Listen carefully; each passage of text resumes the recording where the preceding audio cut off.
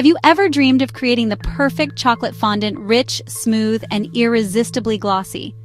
Whether you're baking for a celebration or simply indulging your sweet tooth, this step-by-step guide is just for you. Let's get started. Chocolate fondant is more than just icing. It's a silky, luxurious finish that transforms cakes into showstoppers.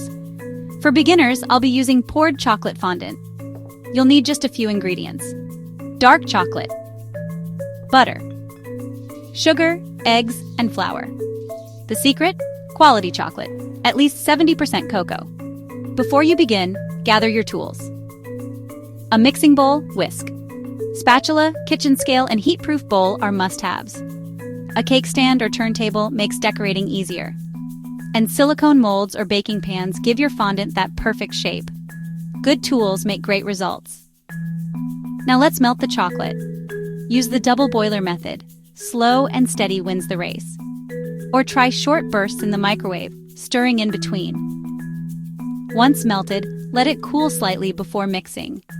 This step builds the base of your fondant's luscious texture. Time to bring it all together. Mix your melted chocolate with softened butter. Add sugar, then eggs, stirring well after each. Gently sift and fold in the flour to keep the texture smooth and light. Want a twist? Add a splash of vanilla or espresso. Pour your fondant over a cooled cake, guiding it with a spatula. Let it set, 30 minutes at room temperature or 15 in the fridge. Smooth any rough edges with a warm spatula for that flawless, glossy finish. Patience makes it perfect. Now for the fun part, decorating. Keep it classic with berries and powdered sugar.